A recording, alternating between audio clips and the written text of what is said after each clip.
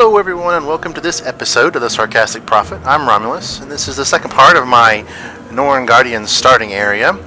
After I've done my main quest line here, you'll see some people in this area, but most of your starting areas seem to have like this little mini tutorial kind of area that kind of have you do like a little quest before you proceed to the main area. You'll see it's a lot darker. It might be raining. I know the human area was like the centaurs were invading, the town was on fire, that kind of stuff. Here you're trying to hunt one of the big creatures. There's owl guardian, minotaur, dire boar, and there was one more I can't remember. And I wanted to kill the minotaur, so I'm running around here trying to find the minotaur. I figured I'd just go ahead and at least start trying to get some weapon skill ups and kill a few innocent little birds and rabbits. And here I am trying to look around, because they don't tell you where to go. You just like here's the circle, and you just kind of have to find your way around. Here's that map I was talking about. Just in that general area, one of those four beasts will be. They want you to kill it, and they're not always up. There could be other players in here. Oh no! I killed that poor deer. Anyway, I eventually end up killing, I think, two of them. Eventually, at the end, find the minotaur respawns, and I end up getting the minotaur. But it seems to only want one of them. It doesn't really seem to matter. There might be an achievement for 4. I don't know. I'll have to figure it out. We'll just have to see. This goes on for a little while. Once I'm done with the tutorial area, I kind of play around a bit and do some of the heart quests, which you'll see the content on. Here I am unlocking one of the weapon skills next, so I think I use it coming up here in a second. And I'll do some of I'll go back to the main storyline eventually, but after this I have the weapons that I was able to grind up to show. It's not very long. Each one took about... you saw how fast that one was, but most of them are around 10 to 15 minutes, if that, for each skill. It didn't take very long at all, so I can't really call it grinding, but it's just a term that we know for saying. Here, this is a cave I found. I was like, ooh, it's down here. But unfortunately, it takes you outside of the tutorial area, and they don't like that, and so it'll tell you to stop, or it'll port you back, and it will port you back pretty fast. I turned and went back and did /cry. And it's pretty epic.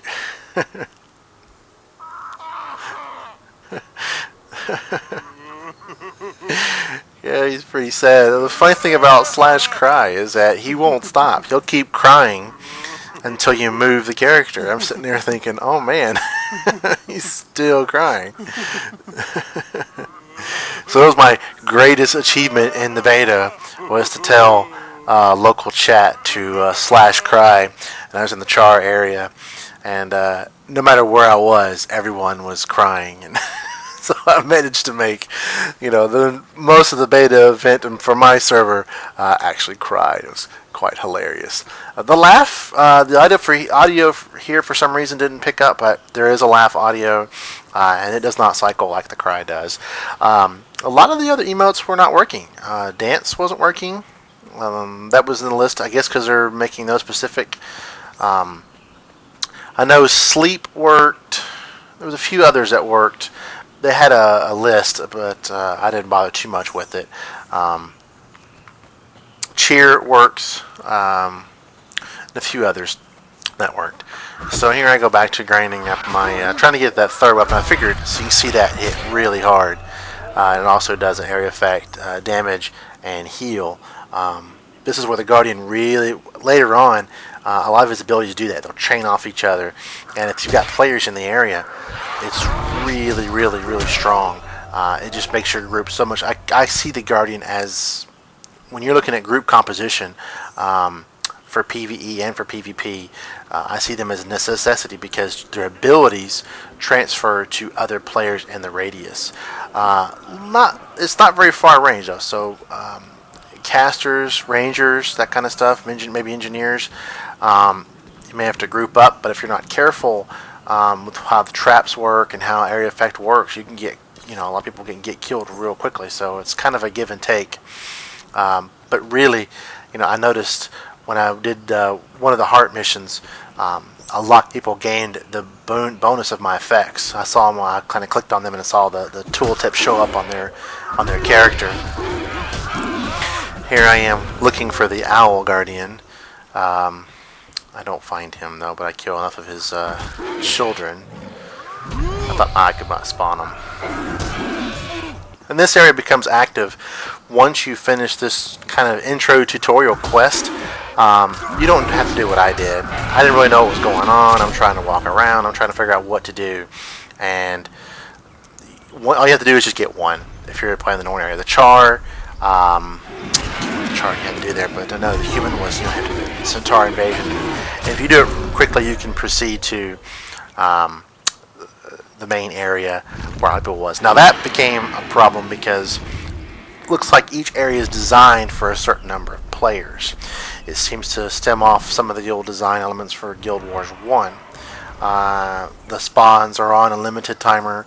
Some of them can take a while, and if you've got a lot of players, you could have them standing around looking to farm stuff. So they had an overflow, which if you play, you know what I'm talking about.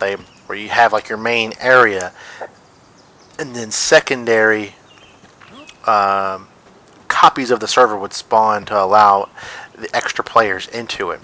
The only real downside to it was that sometimes you didn't have enough people to help you with some of the tougher bosses. I know in the Char starting area that horrible dungeon right out the front of the gate starts out at a level 10 human boss in there, and he can just absolutely destroy you. So you need a group, but when you bring in a group, of course, the event scales. So you really have to pay attention. There's not much room to dodge. You have to dodge in this game, which I absolutely loved. You'll see me starting to figure it out. I definitely get out of the circles, but double tapping to me is still getting a little. I'm having to get used to that. This hunter's giving me some lip. I think I find one of the events here. I think I find the actual dire boar, but I didn't want to kill him, so I bypassed him. This is another one of the main quest areas too. As you complete them, you'll see. I gain. Kind of like when you as you do stuff, as you collect things, kill the monsters, you gain.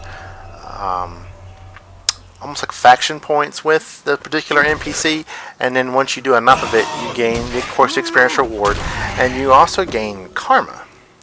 And karma is unique to where you can actually buy different items. You'll see I've got a few vendors that I actually come across where I have extra karma from completing other heart missions. I didn't actually have to do. All I had to do was unlock theirs by completing whatever task it was, like turning in a certain amount of items or killing certain amount of creatures or whatnot, and it doesn't take very long. And then I had enough karma I could go in and buy whatever bonus items they had. They had crafting pieces. They had some cool stat bonuses. I got these little figurine relics that gave me like plus 3%, plus 4% to crit. You'll see those eventually. I figured I might find something here. I saw one at that point of interest, and I see the boar in the cage. But I didn't know what to do. I was like, alright. So I'm kind of walking around like I see these animals. And, I was kind of a little miffed as to what to do. I eventually figured it out. I think there was a little bit of lag issue. See, it doesn't want me to leave the area. Just because of the amount of people that were trying to start characters and play. So the response time boarded me back. I was like, okay, fine. So I'm walking around, see if I can actually find. I think I actually do come across that Minotaur here pretty quick. This axe is kind of phasing in and out for some reason. Can't figure that one out. But I love the ambience. I don't know if you can actually hear it, but the birds chirping, the crickets, just the sound each of your footsteps make on different types of terrain. The wind. Oh, there's one.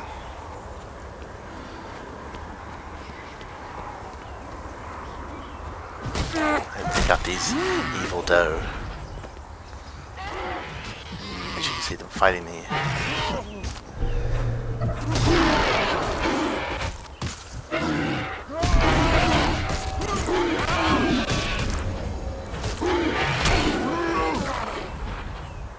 Wasn't too hard to kill.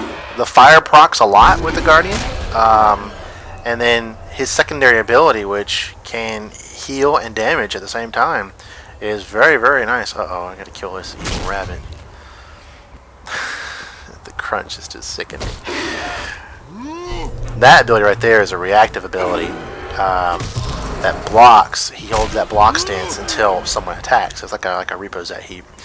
If you attack him, he'll actually instantly block the attack and then turn around and attack you for some pretty decent amount of damage. And it also has a chance to proc that initial fire that he does, that holy fire that he has. Which I was surprised at how much it actually, it went off every 5 hits, but he swings a lot. So I was doing a lot of fire damage. Here we go with that reactive again. You can see him use it. There's the fire hit. This was just the standard little newbie mace they give you. I was really surprised at how much damage I was actually doing. Well, I got into a couple of fights I didn't actually record, but I got to some pretty serious scraps where it still did enough damage. Now, two-handed weapons, of course, do a lot more damage. I ended up getting a sword for this guy. I tried the sword and the hammer. I was hoping to find an axe, but apparently they don't have two-handed axes yet, or if they're going to have them at all. There's a Minotaur. He's got some guardians, but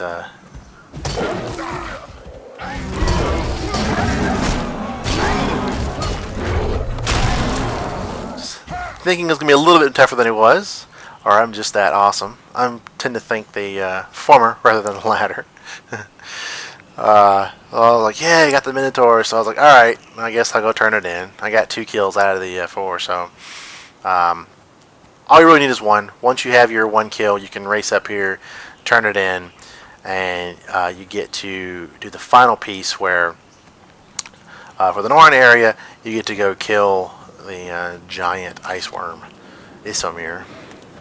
And that ends the tutorial area here, and then you get into the main questing area proper. Here I'm having to adjust some of my settings.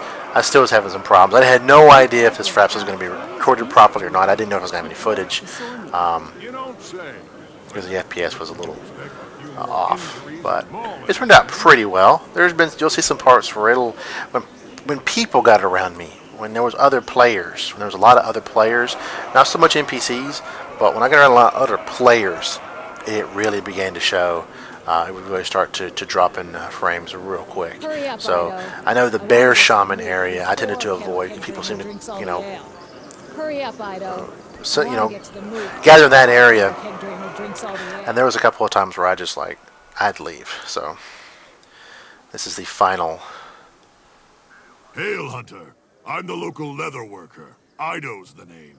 Show me your kills, and I'll make them into trophies you'll be proud to show at the moot. Drinking, singing, and boasting. I love a good old-fashioned moot. Others save their parties for holidays, but I say every day alive's worth celebrating. Hey, Newt, look at this impressive trophy. Worthy of the great hunt, I'd say. Indeed.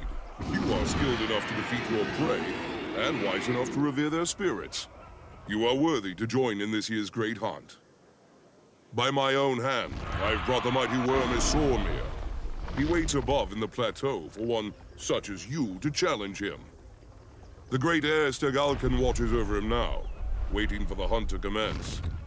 When it is time, you and the others will go to the high ground, over the valley. There you will face Isormir, and claim victory, if you can. I can, and I will. This is where my legend begins.